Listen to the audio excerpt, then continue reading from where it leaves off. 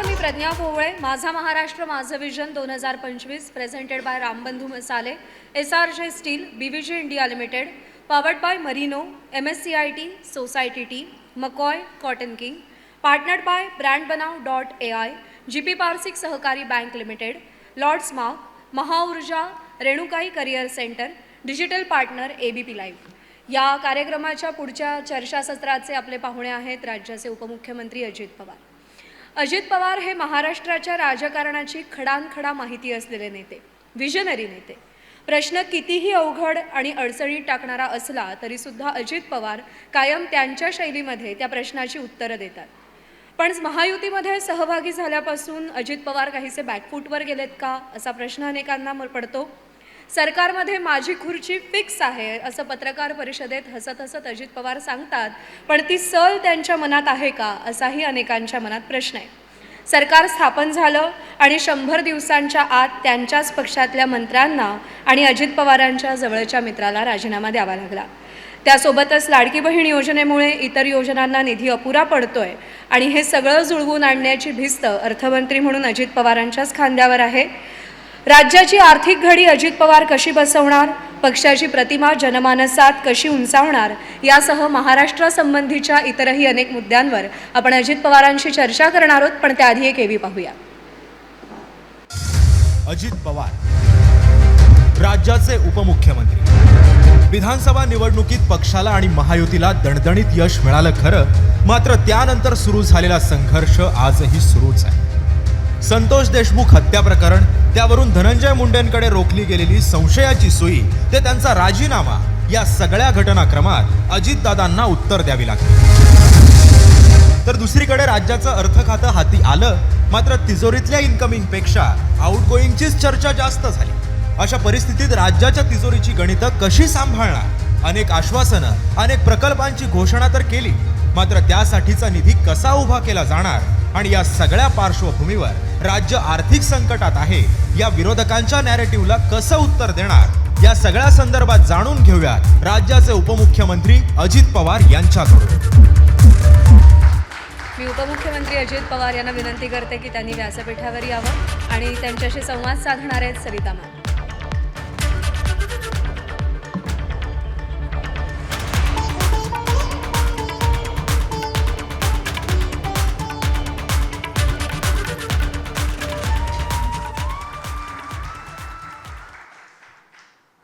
अजितदादा, तुमचं खास स्वागत करते.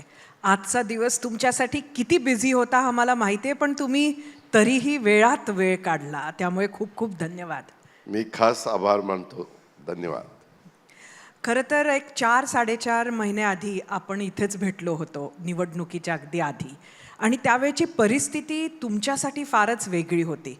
लोकसभेचा निकाल आलेला होता आणि विधानसभेत म्हणजे तुम्ही आशावादी होतात, पण खरंच परसेप्शन बाहेर काय होतं सांगता येत नव्हतं. आणि त्यानंतर आज आपण इथं बसलो आहोत. 100 दिवस सरकार स्थापन होऊन झालेले आहेत. उपमुख्यमंत्री आपण अनेकदा राहिला आहात, ते तुमच्यासाठी नवीन नाही, पण दादा हे 100 दिवस कसे राहिले? काय झालं, निवडणुकीचा निकाल, एक तर लोकसभेचा निवडणुकीचा निकाल लागला त्यावेळेस आम्ही महायुतीचे देवेंद्रजी, एकनाथराव, आम्ही सगळेच थोडेसे नर्वस झालेलो होतो.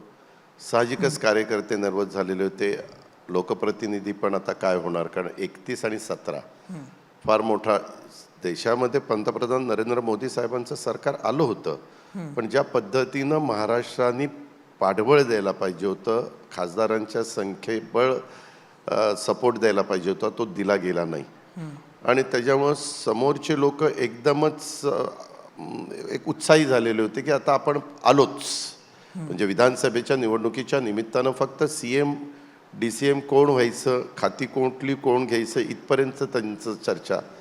आणि आम्ही तिघांनी मिळून, कारण आम्हाला तिघांनाही कळत होतं की आता आमच्या सगळ्यांचा करिअरचा प्रश्न आहे, आमच्या भवितव्याचा प्रश्न आहे, आमच्या बरोबर असणाऱ्या सहकाऱ्यांचा देखील पुढचा सगळा एकंदरीत राजकीय प्रवास तो सगळ्यात महत्त्वाचा आहे. आणि मग असं असताना आम्ही विचार करत होतो कुठल्या योजना द्यायच्या, काय करायचं. बरं मागे तुम्ही जर बघितलं तर महाराष्ट्रातली जनतेचा साधारण कौल असा असतो, लोकसभेला ते एकाला मतदान करतात, विधानसभेला ते दुसऱ्याला मतदान करतात. म्हणजे मला आठवतं 1999 साली दोन्ही निवडणुका एकाच दिवशी मतदान झालं, एकाच दिवशी. तरी महाराष्ट्रामध्ये 99ला महाविकास आघाडीचं सरकार आलं, विलासराव देशमुख मुख्यमंत्री झाले, पण केंद्रात मात्र वाजपेयी साहेबांचं सरकार आलं. म्हणजे एकाच वेळेस मतदानाला जात असताना तिथं विधानसभेचं मतदान देताना तोच मतदार कुणाला वेगळ्याला मत देतो, खासदारकीला वेगळ्याला मत देतो. आणि त्याच्यामुळं कुठंतरी आम्हाला म्हणजे मी मनाला सांगत होतो की नाही, आपण जर व्यवस्थितपणे गेलो आणि साधारण चांगल्या काही योजना घेऊन गेलो आणि एक लोकांचा विश्वास संपादन केला, आणि आम्ही एक गोष्ट गृहीत धरलेली होती, आमच्या एक गोष्ट लक्षात आली होती, महाराष्ट्रामध्ये काही ठराविक मान्यवरांच्या विरोधामध्ये बोललेलं मतदारांना आवडत नाही. जर तुम्हाला उदाहरण द्यायचं झालं तर आदरणीय पवार साहेबांच्यावर जर कोणी टीका केली तर लोक ती सहन करत नाही. आणि मागे बघा, लोकसभेच्या निवडणुकीच्या निमित्तानं अतृप्त आत्मा, भटकती आत्मा, आणि त्याचा एवढा वेगळा परिणाम महाराष्ट्रात झाला. आम्ही पण थोडा विचार करायला लागलो की बाबा असा का, तर साहेब तर राजकारणात इतके मुरलेले आहेत, आज 55-60 वर्ष झाली त्यांना. 1967ला पहिली असेंब्लीची निवडणूक त्यांनी केलेली, आणि त्याच्यावर त्यांनी सांगायला सुरुवात केली, हो बाबा माझा आत्मा भटकतोय, शेतकऱ्यांच्या कांद्याला भाव देण्याकरता भटकतोय, माझा आत्मा दुधाला भाव देण्याकरता भटकतोय, असं ते सांगितल्यामुळं आणखीन ते तेव्हा कांद्याचे दर कमी झाले होते, दुधाचे प्रश्न निर्माण झालेले होते, शेतकऱ्यांचे प्रश्न कुठले ना कुठले चालू असतातच. संपवण्याच्या करता, मार्ग निघण्याच्या करता कुणी राज्यकर्ते असले तरी प्रयत्न करत असतात, परंतु कधी कधी निसर्ग एकदम अडचणीत येतो. अशा सगळ्या गोष्टी घडत असतात. आणि त्याच्यामुळं यावेळेस आम्ही ठरवलं होतं की आपण आपलं पॉझिटिव्ह आपली भूमिका मांडायची, विरोधकांच्यावर फार टीका करत बसायचं नाही. आम्हाला तुम्ही पुन्हा संधी द्या, आम्ही लाडक्या बहिणींना अमुक देऊ, आम्हाला संधी द्या, आम्ही वीजमाफी त्या ठिकाणी करू, म्हणजे वीजमाफी केलेलीच होती, पुढे ती कंटिन्यू चालू करू, केंद्रात आमच्या विचाराचं सरकार आहे, केंद्रातनं मोठ्या प्रमाणावर निधी आणू, असे काही साधारण आपल्याही मनाला पटणारे आणि सांगताना जनतेला पण ते पटू शकणारे असे विचार मांडायला सुरुवात केली. आणि थोडंसं आम्हाला जागा वाटपामध्ये थोडं ओढाओढी झाली, खिचताण झाली, परंतु तरी त्याच्यातनं मार्ग काढला की पहिल्यांदा आपण सगळ्यांनी बहुसंख्येने निवडून येणं महत्त्वाचं आहे. मग त्याच्यात एकनाथरावजी असतील, देवेंद्रजी असतील, मी असेल, बाकीचे सगळे आमचे मान्यवर असतील, आणि मग त्याच्यातनं पुढं गेलो. आणि जनतेने म्हणजे खरोखरीच कुणालाच वाटलं नव्हतं की इतक्या जागा आम्हाला मिळतील, आणि विरोधकांना कधी वाटलं नव्हतं की आपण 2 आकडी संख्येमध्येच त्या ठिकाणी राहू. परंतु जनादर सर्व महाराष्ट्राची निर्मिती झाल्यापासून महाराष्ट्राच्या इतिहासात इतका एकतर्फी निकाल लागलेला नव्हता, पण तो निकाल लागला, आम्ही शांतपणे तो स्वीकारला. आणि त्याच्यानंतर ह्यावेळेस अर्थसंकल्प सादर करत असताना मुख्यमंत्री देवेंद्रजींना सांगितलं, एकनाथरावजींना सांगितलं, आपल्याला थोडं आर्थिक शिस्त लावावी लागेल, आपली परंपरा वेगळी आहे, आपलं आजपर्यंत राज्याची एकंदरीत ज्यांनी राज्याचं नेतृत्व केलं त्यांची कारकीर्द जर आठवली तर आपली इतर राज्यांच्या तुलनेने देशामध्ये आपल्याकडे बघण्याचा दृष्टिकोन वेगळा आहे. आणि त्याच्यामुळे जे काही केंद्राचे आपल्याला नियम आहेत की किती टक्के तुम्ही लोन काढलं पाहिजे, तुमच्या स्थूल उत्पन्नाच्या किती टक्क्यामध्ये तुम्ही राहिलं पाहिजे, अशा त्या सगळ्या गोष्टीच्या ते जे मापदंड जो दिलेला आहे त्याच्या बाहेर जायचं नाही.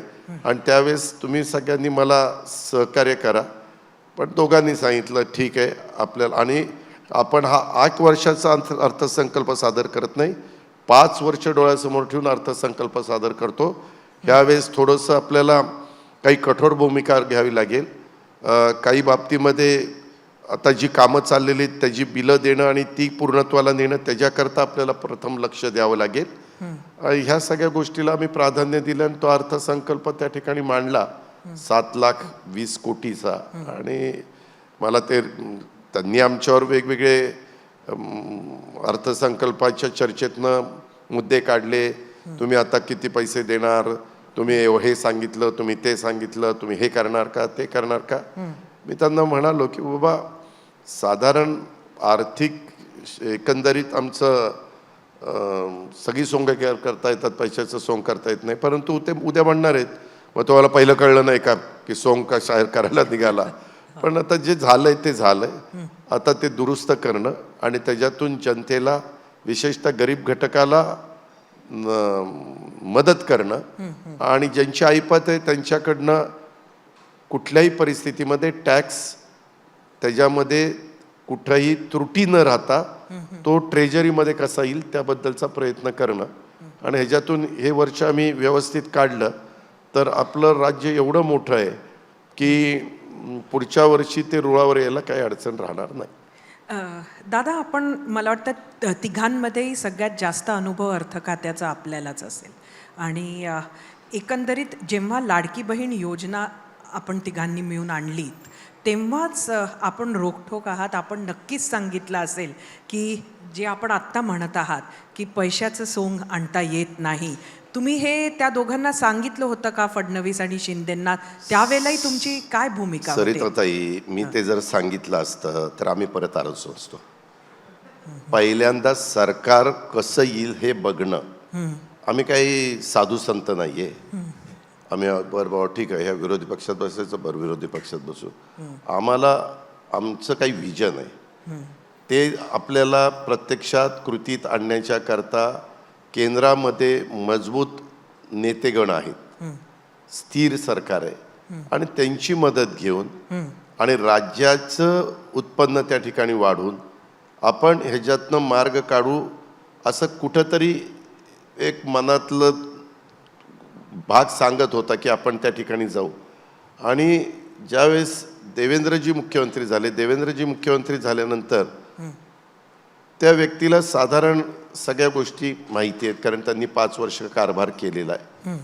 आणि त्यामुळं बाबा हे ह्याच्यातनं मार्ग काढायचा आहे. मार्ग काढत असताना आपल्याला थोडंसं काही आपल्या आमदारांनी पण मागणी केली तर वेळ पडली तर त्यांना समजून सांगायचं की बाबा ह्यावेळेस थोडं सगळ्यांनी सबुरीनं घ्या, आपण करणार आहोत. आत्ता चालू कामं तुमच्या मतदारसंघातली बंद न पडून देता आपल्याला पुढं न्यायची आहेत.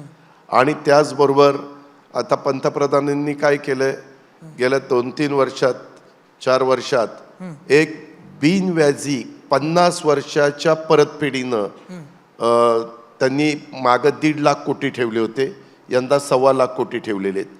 त्याच्यातले पैसे कसे जास्त मिळतील? 50 वर्षांनी ते आत्ता जर आपण समजा यंदा मी अर्थसंकल्पात 12,000 कोटी रुपये दाखवले, ते 12,000 कोटी रुपये आले तर ते 50 वर्षांनी द्यायचे. 50 वर्षांनी 12,000ची काय किंमत राहणार आहे हे कुणी सांगायला ज्योतिषाची गरज नाही, त्याला व्याज नाहीये. त्याच्यामुळे असे पैसे कसे जास्त येतील आणि ते भांडवली खर्च कसा त्याच्यातनं होईल? 2 प्रकार तुमचे असतात. तुम्ही रोड केले, तुम्ही पोर्ट बंदर, आता वाढवण बंदरला पण कालच आम्ही कॅबिनेटला एक निर्णय घेतला, तुम्ही विमानतळ केलं, आणखीन ह्या सगळ्या गोष्टी केल्या तर ह्याच्यातून इकॉनॉमीवर परिणाम होतो. तुमचं स्थूल उत्पन्न वाढतं. स्थूल उत्पन्न वाढलं की तुम्हाला आपोआप स्थूल उत्पन्नाच्या किती टक्क्यापर्यंत तुम्ही लोन घेऊ शकता त्यालाही त्या ठिकाणी मर्यादा येतात. परवा मी रिप्लायमध्ये हे सगळं सांगितलं की आज जरी 9 लाख कोटी रुपये आपल्यावर कर्ज दिसत असलं तरी त्या काळामध्ये स्थूल उत्पन्न किती होतं आणि त्यावेळेस कर्ज किती होतं त्याची तुलना करता आता 49 लाख कोटी असताना 9 लाख म्हणजे ते पर्सेंटेजमध्ये कसं कमी आहे असं दाखवल्यानंतर विरोधकांना पण ते मान्य करावं लागलं. कारण मी जे काय सांगितलं ते खरं सांगितलं, राज्याच्या हिताचंच सांगितलं. आणि बाकीच्या बाबतीमध्ये पण काही गोष्टी आम्ही कुठलीच योजना बंद करणार असं म्हटलेलं नाही. मी फक्त सांगितलेलं आहे काही काळानुरूप काही योजना जर केंद्राची पण तशीच आली आणि राज्याची पण तशीच आली तर आपण राज्याची बंद करतो आणि केंद्राच्या योजनेचा फायदा घेतो. 60-40 किंवा 75-25 80-20 अशी पण योजना असू शकते. त्या योजनेचा पुरेपूर फायदा घ्यायचं मुख्यमंत्र्यांनी, उपमुख्यमंत्र्यांनी, मी ठरवलेलं आहे. सगळ्या सूचना तशा प्रकारे सचिव लोकांना दिलेल्या आहे. आम्ही त्याच्या संदर्भातली काही जबाबदारी ठराविक लोकांच्यावर टाकलेली आहे आणि त्या पद्धतीनं आमचा फॉलोअप सुरू आहे.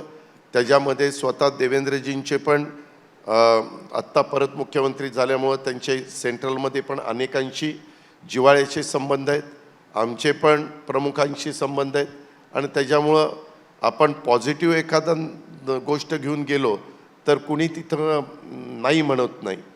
अशा पद्धतीनं केंद्राचा जास्त आणायचा, बिनव्याजी जे पैसे मिळतात ते जास्त आणायचे, जायका वगैरे असे 0.5%, 1%, 2% वगैरे अशा पद्धतीनं पैसे. आज मार्केटमध्ये काही जगातल्या देशांच्या मध्ये एवढा पैसा आहे की त्यांना तो पैसा कुठंतरी द्यायचा आहे, परंतु तो देताना तो त्यांच्याकडे परत आला पाहिजे असा विचार करतात. त्यावेळेस संपूर्ण देशावर नजर टाकली तर महाराष्ट्राला ते प्रथम प्राधान्य देतात. आज देखील विरोधकांनी किती आमच्यावर टीका केली की आमच्या इथले प्रकल्प बाहेर चाललेले आहेत, परंतु सरिताताई असं नाही आहे. आपल्यामध्ये फॉरेन FDIची इन्व्हेस्टमेंट सगळ्यात जास्त आज आपल्या महाराष्ट्रातच झालेली आहे आणि त्यामध्ये आमचे देवेंद्रजी पण आम्ही सगळेच जण एक उद्योगधंद्यांना पोषक अशा प्रकारचं वातावरण कसं राहील आमचं इथपर्यंत ठरलेलं आहे. काही ठिकाणी कधी काही पक्षाचे लोकप्रतिनिधी तिथं प्लांट उभा करत असताना त्रास देतात. आमच्याकडनंच हे घ्यायचं, आमच्याकडनंच ते घ्यायचं, आमचीच मशीन लावायचे, तुमचेच मशीन लावायचे. आम्ही सांगितलेलं आहे की असं जर कुणी केलं आणि जर ते कानावर आलं तर तो कुठल्या पक्षाचा आहे, तो कुणाच्या जवळचा लांबचा आहे बघायचं नाही. पोलिसांनी SP असेल तर SPनी, CPच्या एरियात असेल तर CPनी कारवाई करायची आणि त्यांचा बंदोबस्त करायचा. कारण तसं केल्याशिवाय एक लोकांनाही विश्वास वाटणार नाही, उद्योगपतींना, की नाही बाबा आता आम्हाला इथं व्यवस्थितपणे त्या ठिकाणी मदत होती. आणि त्याच्यामुळं ह्या गोष्टी पण आम्ही स्वीकारलेल्या आहेत आणि त्या रस्त्याने आम्ही पुढं चाललेलो आहे. हा अत्यंत स्वागतार्ह खरं तर निर्णय म्हणावा लागेल. आत्तापर्यंत महाराष्ट्रात जे काही जनता म्हणून लोकांनी बघितलं आहे ते बघता. आर्थिक शिस्तीबद्दल आपण बोललात. एक समजून घेण्याचा प्रयत्न करते की ही जी काही आर्थिक शिस्त आहे, काही काळ आपल्या राज्याच्या विकासाची गती त्यामुळे कमी होणार आहे का? राज्याच्या विकासाची गती कमी होणार नाही. त्याचं कारण असं आहे, आपल्या इथं विकास म्हणजे विकास कामांची होता. महाराष्ट्रामध्ये काम करायचं म्हटलं तर आपल्याकडे MMRD आहे. MMRDचं स्वतःचं अस्तित्व वेगळं आहे. MMRDच्या जमिनी विकतं, मुंबईत जमिनीचा भाव काय चाललेला आहे ते तुम्हाला माहिती आहे. त्याच्यावर ती यंत्रणा तिथं काम करते. कोस्टल रोडच्या निमित्तानं आज नॅशनल हायवेचे मिनिस्टर हे स्वतः गडकरी साहेब असल्यामुळं गडकरी साहेबांचा खूप मोठा फायदा राज्याला होतो. आपल्या राज्यामध्ये कितीतरी स्टेट जे हायवे होते ते नॅशनल हायवेमध्ये कन्वर्ट केले. त्याच्यावर तिथं तो निधी आपल्याला त्या ठिकाणी मिळतो.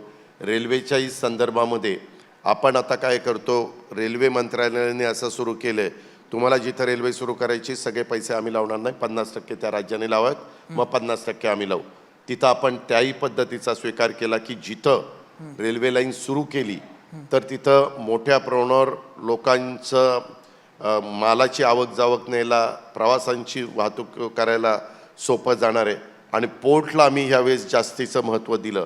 त्याकरता पोर्टच्या परिसरामध्ये आता मुंबईचं विमानतळ मला वाटतं जूनमध्ये आपलं पहिलं विमान डोमेस्टिकचं इथं टेक ऑफ अँड लँडिंगला सुरुवात होईल आणि त्याच्यानंतर काही महिन्यांनी इंटरनॅशनल सर्व्हिस त्या ठिकाणी सुरू होईल.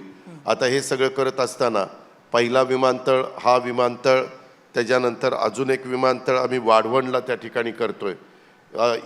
आपल्या इथं आता करोडो लोक विमानाने जा-ये करायला लागलेले आहेत.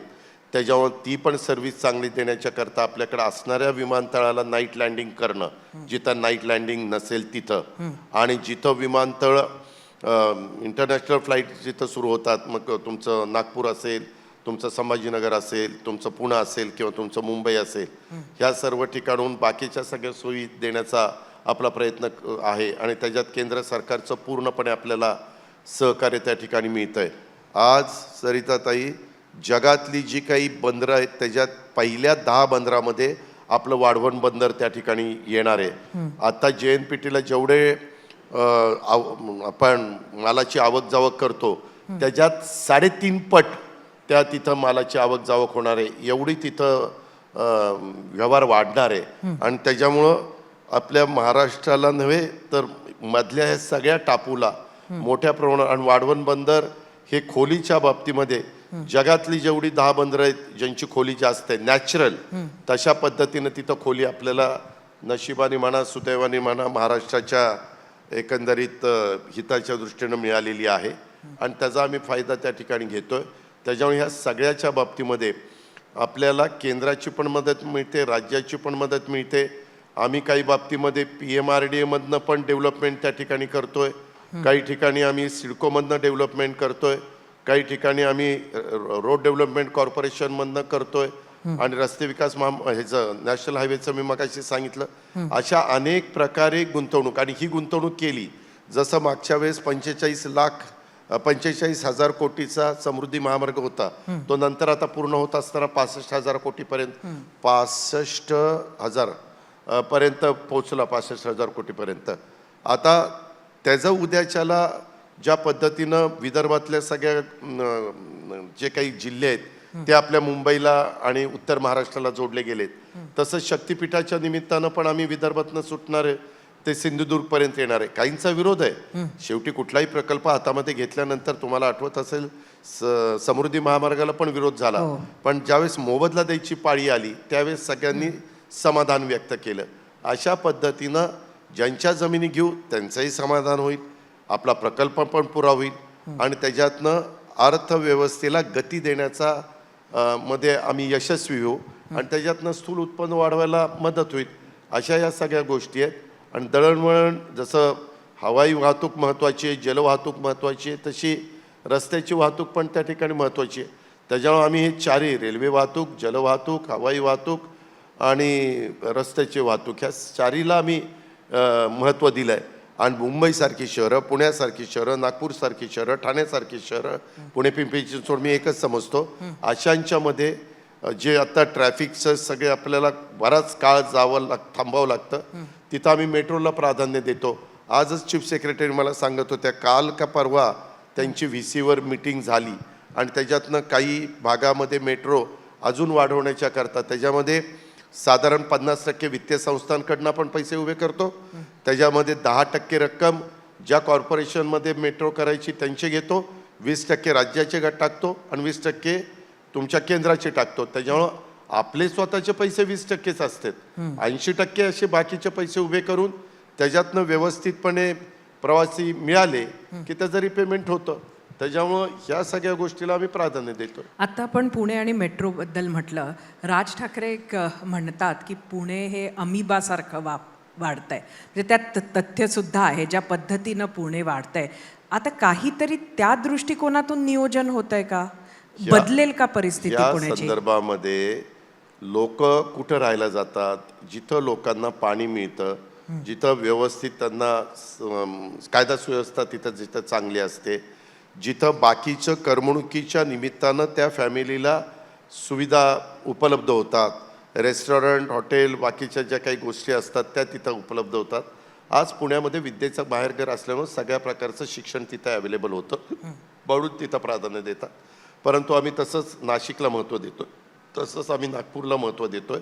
नागपूरमध्ये पण तुम्ही तर नागपूरला अनेक वर्ष राहिलेला आहात, तुम्हाला माहिती आहे की नागपूरमध्ये मागच्या तुलनेमध्ये कितीतरी मोठी करोडो रुपयाची कामं ही हातामध्ये घेतलेली आहेत. त्याच्यातून तिथली लोक ज्या त्या भागात, पुण्यामध्ये काय होतं, ह्याच्या आधी जसं मुंबईत जगातली नाही देशातली लोक यायची, देशातली, तसं आमच्या पुण्यामध्ये पिंपरी चिंचवडमध्ये महाराष्ट्रातली विशेषतः मराठवाडा आणि ह्या भागातली लोक कामाधंद्याच्या नोकरीच्या निमित्तानं ते येतात आणि त्या पद्धतीनं तिथं राहतात आणि त्याच्यावर ते पुढं वाढत चाललेलं आहे. पण तशाच पद्धतीचं अजून काही सिटी डेव्हलप केल्या, त्याच्यामध्ये आपण क्लस्टर झोन त्या ठिकाणी निर्माण केला, त्याच्यामध्ये आपण सुविधा दिल्या, अशा अनेक प्रकारच्या गोष्टी आहेत. आता कोस्टल रोड केल्यामुळं पूर्वी बघा बांद्रावळी सिलिंग पासून जायला तुम्हाला जिमखान्यापर्यंत पोलीस जिमखाना किंवा तिथं वेळ लागायचा अर्धा पाऊण तास. आता तुम्ही 10 मिनिटाच्या आत तिथपर्यंत त्या ठिकाणी म्हणजे पोहोचता. पुण्याच्या आजूबाजूला तुम्ही असे शहरांचं आता cluster आमचं रिंग निर्माण रोडचं करता. काम चाललेलं हां. आहे. त्याची जमीन सगळी ॲक्वायर झालेली आहे. त्याची 10 टेंडर काढलेली आहेत. साधारण 2-2 हजार कोटीचा एक टेंडर आहे. 20,000-22,000 कोटीचा तो प्रोजेक्ट आहे. तो प्रोजेक्ट झाल्यानंतर आत एक रिंग रोड आहे. हा रिंग रोड आहे तो पुणे आणि पिंपरी चिंचवडच्या बाहेर आहे. हा साधारण 190 किलोमीटर लांबीचा आहे. म्हणजे तुम्ही पुण्यावरून मुंबईला जाईपर्यंत जेवढं अंतर आहे तेवढं तशा पद्धतीनं आहे. आता तिथं आम्ही हा रोड मोठा करणार आहे. त्याच्या आतमध्ये पुन्हा आमच्या रस्ते विकास महामंडळाचा हा होईल आणि PMRDAचा आतमध्ये होईल. तुम्ही पुण्यात पब्लिक न येता ज्यांना बेंगलोर मुंबई रोडनी यायचं ते बाहेरच्या बाहेर पुण्यात न येता गेले. इकडनं सोलापूरहून येत असताना बाहेरच्या बाहेर ते नगरला गेले, बाहेरच्या बाहेर ते नाशिकला गेले, बाहेरच्या बाहेर ते मुंबईला तिकडे गेले. तर हे पुण्यातलं जे वाहतुकीची गर्दी झालेली आहे ती गर्दी मोठ्या प्रमाणावर थांबायला आम्हाला निश्चितपणे यश मिळणार आहे. आमचा रस्ता पूर्ण झाल्यावर आणि ते मिळाल्यानंतर पुणेकरांना थोडंसं त्याच्यामध्ये रिलीफ मिळेल. हे पण होईल आणि त्याच वेळेस पुण्याची मेट्रो पण अनेक स्टेशनपर्यंत पोचलेली असेल ते पण होईल. असं दोन्ही गोष्टी झाल्यावर पब्लिक सर्व्हिस ट्रान्सपोर्ट ही ज्या त्या शहरामध्ये तुम्हाला उत्तम पद्धतीनं ती मग CNG बसच्या निमित्ताने असू द्या किंवा इलेक्ट्रिक व्हेकलच्या निमित्ताने असू द्या ती द्यावीच लागणार आहे सरकारला आणि मेट्रोच्या निमित्तानं पण ती द्यावी लागणार आहे. आणि म्हणून ह्या सगळ्या गोष्टीला आम्ही प्राधान्य दिलेलं आहे. दादा एका थोड्या वेगळ्या विषयाकडे येऊ. सरकारचे 100 दिवस झाले आणि 100 दिवसाच्या आत एका मंत्र्याला राजीनामा द्यावा लागला. धनंजय मुंडेंना आपण कॅबिनेटमध्ये घेतलं, ही चूक होती की त्याहून मोठी चूक राजीनामा घ्यायला झालेला उशीर होता? सरिता काय होतं, आता मागे मी एकदा राजीनामा दिला. मला माझ्यावर झालेले जे आरोप आहेत ते मला कुठंतरी असह्य होत होते म्हणून मी माझा राजीनामा दिला. म्हटलं श्वेतपत्रिका काढा, एकदा श्वेतपत्रिका काय दूध का दूध पाणी का पाणी येऊ द्या आणि त्याच्यानंतर काय निर्णय घ्यायचा तो घेऊ द्या. आताच्या काळामध्ये अजूनपर्यंत SIT नेमलेली आहे, त्याच्यामध्ये CID आहे, त्याच्यामध्ये न्यायालयीन चौकशी पण त्या ठिकाणी चाललेली आहे. आम्हाला न्यायालयीन चौकशीच्याबद्दल विचारपूस करण्याचा अधिकार नाही जोपर्यंत त्यांची चौकशी पूर्ण होत नाही तोपर्यंत. पण आम्हाला SIT किंवा CIDला आम्ही विचारू शकतो की आत्तापर्यंत कुठं काही कोण कोण ह्याच्याशी संबंधित आहे. त्याच्यात कुठंही असं धागादोरा धनंजयपर्यंत पोचलेला नाही. परंतु ज्यावेळेस काही फोटो व्हायरल झाले, आता काहींनी आमच्यावर आरोप पण केले. देवेंद्र फडणवीस, अजित पवार, एकनाथराव शिंदेना हे फोटो आत्ताच दिसले का? आता तुम्ही जर CITच्या प्रमुख आहेत, SITच्या प्रमुख आहेत आणि कोणी CIDचे प्रमुख आहे, आम्ही काय बघू रे काय फोटो मिळाले, बघू रे कुणाचं काय संभाषण आहे, असं नाही. आम्ही फक्त बाबा तुमचं चौकशी नीट चालली ना, तुमच्यात कुणाचा राजकीय हस्तक्षेप नाही ना, तुम्ही कुणाच्या दबावाला घाबरू नका, आम्ही लोक तुमच्या पाठीचे, पारदर्शक तुम्ही चौकशी त्या ठिकाणी करा, एवढंच आम्ही सांगायचं झालं तर. परंतु ज्यावेळेस फोटो आले आणि ते फोटो बघितले गेले, ते फोटो बघितल्यानंतर ज्या वेदना प्रत्येकाला झाल्या, आम्ही पण माणूस आहे, आम्हाला पण त्या ठिकाणी त्या वेदना झाल्या आणि त्याच्यातनं निर्णय धनंजयनी घेतला. मी, धनंजय, चंद्रशेखर बावनकुळे, सुनील तटकरे, देवेंद्रजी त्या दिवशी बसलो देवगिरीला. खरं तर मीडियाला कळलं पण नाही आम्ही देवगिरीला कधी बसलो. सगळे इकडे तिकडे कॅमेरे लावून बसले होते. आम्ही व्यवस्थित बसलो, चर्चा झाली आणि सकाळी राजीनामा दिला गेला. राजीनामा तो त्या ठिकाणी मंजूर केला गेला आणि पुढं आम्ही गेलो. आता कुठलाही निर्णय घेतला तर चर्चा करायची म्हटलं तर तो आधी घेतला असता तर योग्य झालं असतं का? मंत्रिमंडळातच घेतलं नसतं तर योग्य झालं असतं का? प्रत्येकाला वेगवेगळ्या प्रकारच्या बाजू असतात.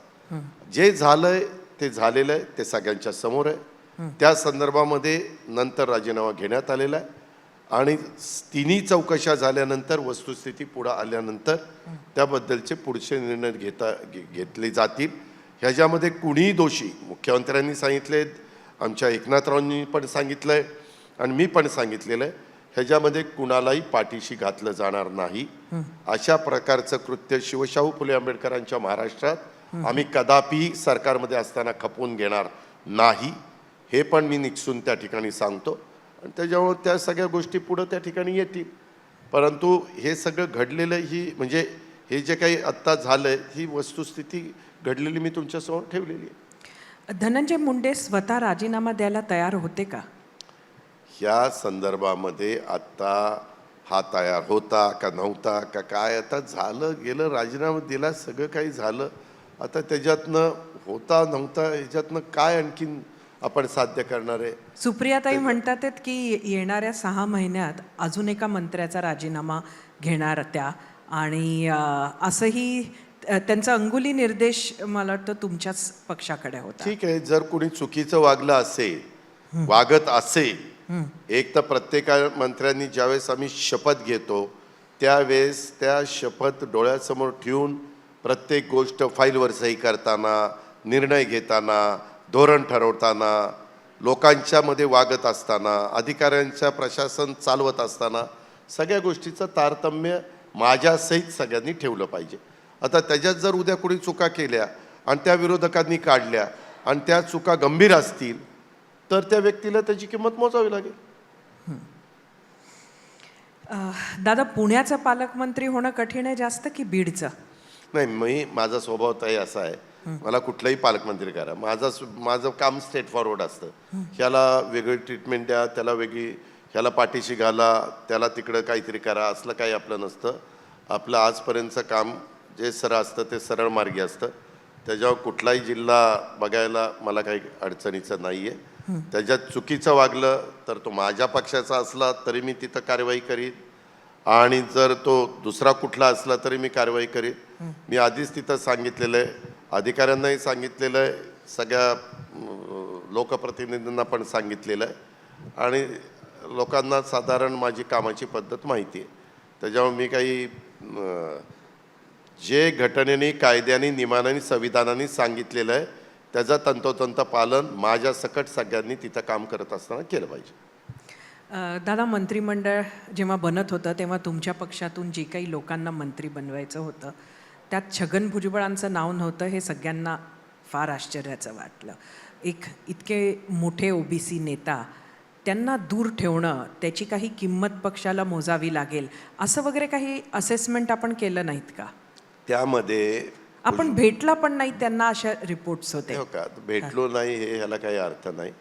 ह्यामध्ये भेटलो. आत्ताच मी इथं येताना मी भुजबळ साहेबांना सांगितलं, प्रफुल्लभाईंना सांगितलं, सुनील तटकरेला सांगितलं, हसन मुश्रीफांना सांगितलं, नजीब होता, नवाबाई होते, की बाबा मी आता ABP माझाचा कार्यक्रम आहे, मी जातो. कारण आज आमची इतर पार्टी आमच्या राष्ट्रवादी काँग्रेस पार्टीची होती, तिथं आम्ही सगळेजण होतो. आपण आत्ता फोन लावून विचारा, भुजबळ साहेब अजित पवार तुम्हाला सांगून आला का नाही? काय एखादी गोष्ट करताना हे असं झालं तसं झालं. मी असं म्हणलो होतं की भुजबळ साहेब नेते, आदरणीय नेते, आमचे प्रमुख नेते, त्यांनी आता राज्यसभेवर त्या ठिकाणी जावं. केंद्रामध्ये आज ते राष्ट्रीय नेते म्हणून पण त्यांनी अनेकदा वेगवेगळ्या राज्यात, बिहारमध्ये असेल, दिल्लीमध्ये असेल, वेगवेगळ्या अनेक राज्यामध्ये जाऊन त्यांनी सभा घेतलेल्या आहेत. त्यांचं काम त्या पद्धतीचं आहे. आणि त्याच्यामुळं इतके वर्ष आता त्यांनी मुंबई महानगरपालिकेत काम केलं आहे, त्यांनी विधान परिषदेत काम केलं आहे, विधानसभेत काम केलं आहे. दुर्दैवाने मागे लोकसभेमध्ये त्यांना संधी मिळाली होती परंतु यश आलं नाही. ह्यावेळेस संधी देण्याच्या बद्दलची चर्चा झाली. महायुतीच्या मध्ये जागा वाटपात प्रमुखांनी सांगितलं की बाबा नाशिकला त्यांना द्या, परंतु तो लवकर निर्णय झाला नाही. मग ते शेवटी म्हणले की तुम्ही लवकर निर्णय घेत नाही, आता मी काही म्हणजे ती जागा उभा राहणार नाही. म्हणून राज्यसभेमध्ये त्यांनी त्या ठिकाणी जावं असं मला वाटत होतं, म्हणून मी थोडंसं त्या पद्धतीनं विचार केला. पण त्यांची नाराजी दूर झाली का? म्हणजे मी त्यांची नाराजी होती हे आम्हाला माहिती आहे. मी त्यांची कुणालाही उद्याच्याला तुम्ही ज्या क्षेत्रामध्ये काम करताय तिथं एखाद्या ठिकाणी तुम्ही संपादक असला आणि तिथून तुम्हाला बाजूला केलं तर तुम्हाला पुन्हा तशाच लेवलच्या पोस्टवर जर दिलं तर समाधान वाटेल, नाही तर तुम्हाला थोडंसं आपलं जरा असं झालं. तशा पद्धतीनं त्यांना ते निश्चितपणे वाटलं असणार, परंतु माझा किंवा पक्षाचा तो हेतू अजिबात नव्हता. ते कालही आमच्याकरता आदरणीय वंदनीय होते, आजही आहेत आणि उद्याही त्या ठिकाणी राहतील. राज्यात एक विषय अजून सुरू आहे ते म्हणजे औरंगजेब. काय औरंगजेबाचा विषय आणि त्यावरून आता अगदी दंग्याची परिस्थिती नागपुरात आपल्याला बघायला मिळाली. बरंच कट कारस्थान बोलल्या जात आहे. एकंदरीत या विषयावर आपलं काय मत आहे? माझं मत आहे, शिवशाहू फुले आंबेडकरांचं ज्यावेळेस आम्ही नाव घेतो, छत्रपती शिवाजी महाराजांच्या काळामध्ये त्यांनी 18 पगड जाती 12 बलुतेदारांना बरोबर घेऊन हिंदवी स्वराज्याची स्थापना केली. त्यांच्याही काळामध्ये अनेक सरदार हे मुस्लिम सरदार होते. दारुगोळा शिवाजी महाराजांचा जो ठेवायचा, साठा ठेवायचा, ज्यांच्यावर जबाबदारी होती तो मुस्लिम होता. असे मी तुम्हाला 15 ते 20 नावं त्या ठिकाणी आत्ता माझ्या मोबाईलमध्ये आहेत की ते मी तुम्हाला दाखवू शकेन की असं होतं. ज्यावेळेस छत्रपती शिवाजी महाराजांनीच सर्वांना बरोबर घेऊन राज्य केलं, हे इतिहासामध्ये नोंद आहे, हे सगळ्यांना माहिती आहे. तीच गोष्ट नंतर शाहू महाराजांनी केली, तीच गोष्ट बाबासाहेब आंबेडकरांनी केली, तीच महात्मा ज्योतिराव फुलेंनी केली, तीच अण्णाभाऊ साठेंनी केली. मग सावित्रीबाई फुले असतील, राजामाता जिजाऊ असतील किंवा त्या पुण्यश्लोक अहिल्यादेवी होळकर असतील, ह्या सगळ्यांनी केलेलं आहे. ह्या महापुरुषांचं ज्यावेळेस आपण नाव घेतो त्यावेळेस त्यांनी त्या काळामध्ये इतक्या वर्षापूर्वी कसं सगळ्यांना बरोबर घेऊन जातीय सलोखा निर्माण करण्याचा प्रयत्न केलेला आहे. आणि मग असं असताना आज आपल्याकडं पण अनेक जाती धर्माचे लोक आहेत. अशा प्रकारे कारण नसताना एकमेकाच्या बद्दल गैरसमज निर्माण करणं, एकमेकाच्या बद्दल एक दरी निर्माण करणं, हे काही मला स्वतःला बरोबर वाटत नाही. ते कधी काळी त्यांचं तिथं दफन करण्यात आलं, त्याला किती वर्ष झाली, आता इतकी वर्ष झाल्यानंतर आताच कशा करता हे उकरून काढायचं. त्याच्यात इतरांनी पण योग्य पद्धतीनं वागलं पाहिजे. अजिबात कायदा हातात घेण्याचा प्रयत्न कुणी करू नये आणि सगळ्यांनी गुण्या गोविंदांनी नांदावं, आपल्या आपल्या परीनं काम करावं. आपल्यामध्ये कायदा आहे, आपल्यामध्ये संविधान आहे, घटना बाबासाहेब आंबेडकरांनी उत्तम दिलेली, त्याचा आदर करावा. ह्या तिन्ही चारी गोष्टीचा आदर केला तर काही काळजी करण्याचं कारण नाही, असं माझं स्पष्ट मत आहे. असं म्हणतात की भाजपनं नितेश राणेंना टोन डाऊन करायला सांगितलंय. हा योग्य निर्णय आहे असं आपल्याला वाटतं? मी तुम्हाला सांगतो, ज्यावेळेस मंत्री म्हणून आपण काम करतो त्यावेळेस तो कुठल्याही पक्षाचा, गटाचा, तटाचा असला तरी त्यांनी वक्तव्य करत असताना तारतम्य ठेवून वक्तव्य केलं पाहिजे. आपल्या वक्तव्यामुळं आपल्या राज्यामध्ये कायदा सुव्यवस्था बिघडेल. त्याच्यातनं पोलीस दलाला आधीच भरपूर कामं असतात, त्याच्यात हे नवीन काम आणखीन त्यांच्या पाठीमागे लागेल. असं करू नये. आम्ही राज्य चालवतो, सरकार म्हणून आम्ही काम करतो, त्यावेळेस आम्ही ह्या गोष्टीचं भान ठेवलं पाहिजे की आपल्यावर 13-13.5 कोटी जनतेची जबाबदारी आहे. आपण ठराविक समाजाचे मंत्री नाही, आपण पूर्ण चांद्यापासून बांद्यापर्यंत पूर्ण महाराष्ट्राचे मंत्री आहोत. त्याच्यात जर कोणी चुकीचं वागत असेल, कायद्याचा बडगा दाखवून त्याला शासन करा, त्याच्यावर ॲक्शन घ्या. कायदा कुणीच हातात घेण्याचं कारण नाही. कुणी चुकीचं वक्तव्य करून कुणाच्या भावना भडकवण्याचा प्रयत्न करत असेल, सोशल मीडियाचा वापर करून काही वेगळ्या प्रकारचे मेसेज ते पास ऑन करायचा प्रयत्न करत असेल, त्याच्यातनं कुणाच्या भावना दुखवल्या जाणार असतील तर जो दुखवतो त्याच्यावर जरूर कारवाई करा, त्याबद्दल दुमत नाहीच. पण आता एवढं चांगलं बहुमत आहे, लोकांची जबाबदारी पार पाडलेली आहे. आता आपण 5 वर्ष व्यवस्थितपणे राज्याला प्रगतीकडे घेऊन जाऊया. देशामध्ये विकासाच्या बाबतीमध्ये नंबर 1चं राज्य म्हणून जी महाराष्ट्राची ओळख आहे, ती ओळख अधिक दृढ कशी होईल, अधिक पुढं कशी जाईल, हा प्रयत्न करूया, असं माझं मत आहे. दादा, जेव्हा सरकार स्थापन होत होतं त्या दिवसात ना जाऊ, तुम्ही अगदी लगेच सांगून दिलं की माझं तर ठरलंय, मी तर शपथ घेणार आहे. तुम्हाला त्यावेळेला नाही वाटलं का की आपण थोडंसं नाराजी दाखवावी, थोडंसं ताणून धरावं, थोडंसं बार्गेनिंग करावं? सरिताताई, मी व्यवहारी माणूस आहे. ज्यावेळेस आमचे 41 आमदार आले त्यावेळेस मी उगीच स्वप्न बघायची, मला मुख्यमंत्रीपद देता का, काय अर्थ आहे का, उगीच मला कळतंय ना, त्याच्यामुळं मी माझ्या मानसिकता तयार केलेली होती. भरपूर आमदार 100 मला वाटतं 27 का काहीतरी ह्यांचे भारतीय जनता पक्षाचे आले होते. तिरवार सत्य होतं की भारतीय जनता पक्षाचे मुख्यमंत्री होणार आणि याच्यात सगळ्यात जास्त कष्ट देवेंद्रजींनी घेतले होते. देवेंद्रजी मोदी साहेबांच्या नमितबाईंच्या किती जवळचे ते मला थोडंसं समजलेलं आहे आणि त्याच्यामुळे हेच मुख्यमंत्री होणार हेही कळलेलं होतं.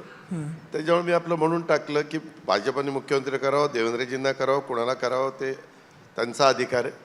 आणि त्याच्यामध्ये मी माझ्या मनाला सांगितलं होतं आपल्याला पुन्हा 6व्यांदा उपमुख्यमंत्र्याची शपथ घ्यायची.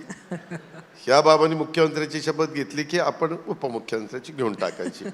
वेळ घालवायचा नाही, कामाला लागायचं. दादा एक आपण जेव्हा गाडी चालवतो त्याच्यात एक शब्द आहे बॅकसीट ड्रायव्हिंग. म्हणजे ज्याला स्वतःला गाडी चालवता येत असते तो गाडी चालवणाऱ्याच्या जेव्हा बाजूला बसतो तेव्हा त्याला असं वाटत असतं अरे अरे अरे आता ब्रेक लाव, अरे आता जरा इथं वळव, असं कर. असं तुम्हाला कधी उपमुख्यमंत्री म्हणून वाटत असतं का? वाटत असून काही उपयोग आहे का? ते तुम्हाला काय आत्याबाईला मिशा असते तर काका म्हणलं असतं, अरे पण नाहीच मिशा तर काय करायचं. त्याच्यामुळं हे का काय हे मला असलं हे असं असतं तर काय. आपण आपल्या मनाला सांगितलं पाहिजे आता आपल्याला 5 वर्ष इथं काम करायचं आहे. ते काम करत असताना महायुती बळकट करायची. महायुती बळकट करत असताना भाजपचा पक्ष बळकट करेल, शिवसेना एकनाथराव शिंदे त्यांचा पक्ष बळकट करतील, आपण आपला पक्ष बळकट करायचा आणि लोकांनी टाकलेला विश्वासाला कुठं तडा जाऊन न देता काम करत राहायचं. हे आपण ठरवलेलं आहे. एक शेवटाकडे येते. अमित शहांनी त्यांच्या पक्षाची जेव्हा मीटिंग घेतली त्यावेळेला 29ची निवडणूक ही एकट्यानं लढायची असं सांगून दिलंय. उद्याच्याला ते सांगणारच ना. प्रत्येक पक्ष हा निर्विवादपणे आपलं सरकार कसं येईल हा प्रयत्न करणार. ते त्यांच्या कार्यकर्त्यांना त्यांच्या बाकीच्या सहकाऱ्यांना काम करण्याच्या करता तसं सांगणार. त्यांनी जर सांगितलं पुढंही आपल्याला तिघांनाच लढायचं आहे, मग ज्या जागा माझ्या आहेत म्हणजे राष्ट्रवादीच्या आहेत आणि ज्या शिवसेनेच्या आहेत तिथले भाजपचे कार्यकर्ते म्हणतील कशाला आम्ही तिथं राहायचं आहे, राष्ट्रवादीचं आहे तिथं शिवसेनाचं आहे. त्याच्यामुळे तिथल्या कार्यकर्त्यांचा मॉरल वाढवण्याच्या करता त्यांनी तसं सांगितलं. दादा शेवटी मी पण उद्या माझ्या मीटिंगमध्ये सांगेल आपल्याला उद्या सगळ्या जागा लढवायच्या, पण आपल्याला माहिती आहे ना आपण किती जागा लढवणार आहे.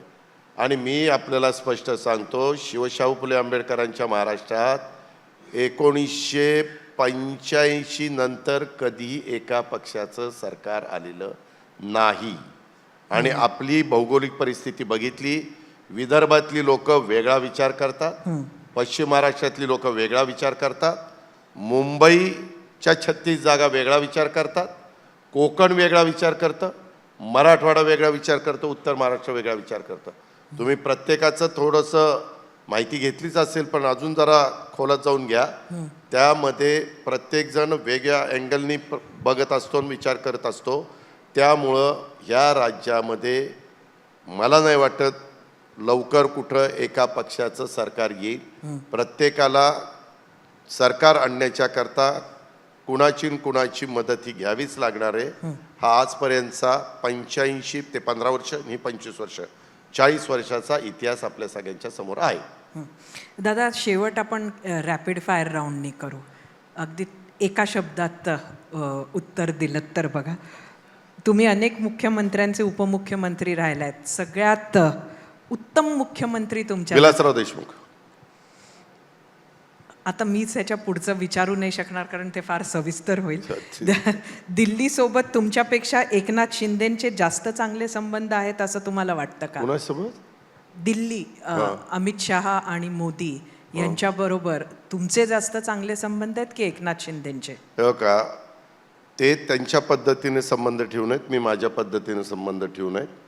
कारण शेवटी त्यांनाही त्यांच्याशी चांगलेच संबंध ठेवावे लागतील आणि मलाही चांगलेच संबंध ठेवावे लागतील. शेवटी जनतेने ठरवायचं कोण जास्त जवळचं आहे. मी काय सांग, तुम्हाला जास्त जवळचं कोण आहे, फडणवीस की शिंदे? देवेंद्र आता मुख्यमंत्री आहे. देवेंद्र पण आता, कारण आता फायनल सही देवेंद्रची असल्यामुळं सध्या देवेंद्रच म्हणावं लागेल.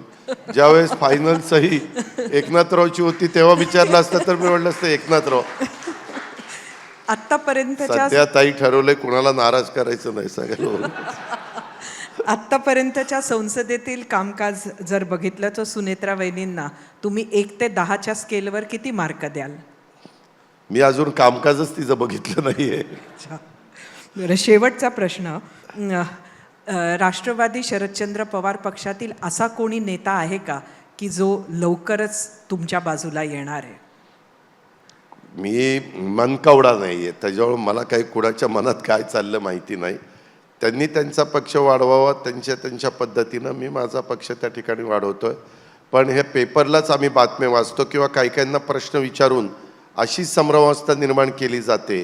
आणि मी अनेकदा माझ्या मीडियातल्या इलेक्ट्रॉनिक आणि प्रिंट मीडियातल्या मान्यवरांना विचारलं, ते म्हणले दादा अशा बातम्या दिल्याशिवाय ब्रेकिंग न्यूज होत नाही, ब्रेकिंग न्यूज झाल्याशिवाय आमचा TRP वाढत नाही. त्याच्यामुळे आम्हाला तर आमचा TRP वाढवायचा असतो. त्याच्यामुळे मी ह्या फार काही फंदात पडत नाही.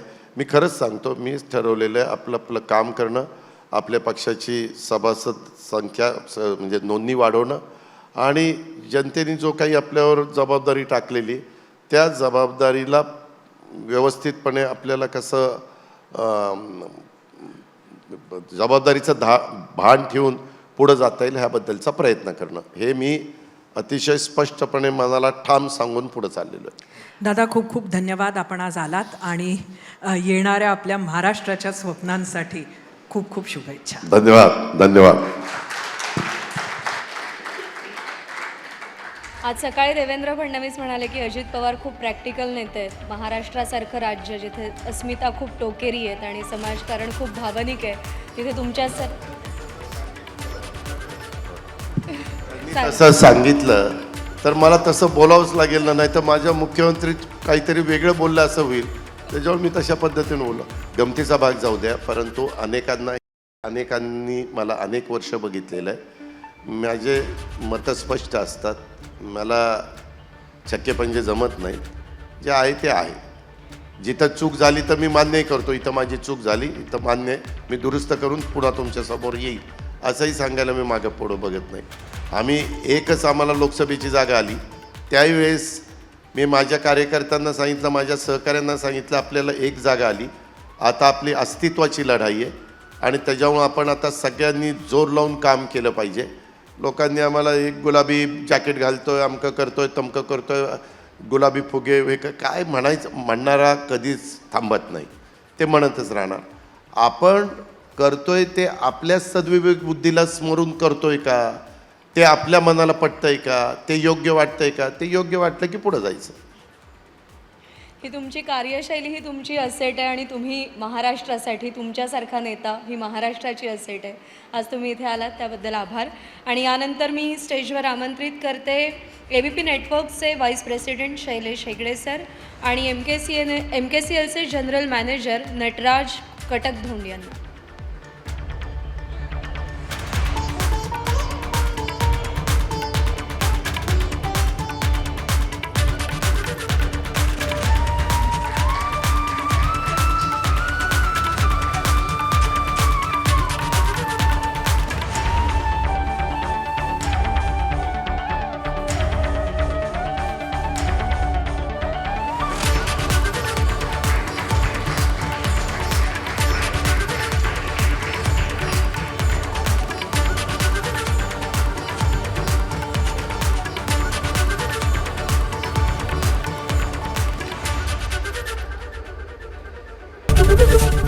ABP माझा, उघडा डोळे बघा नीट.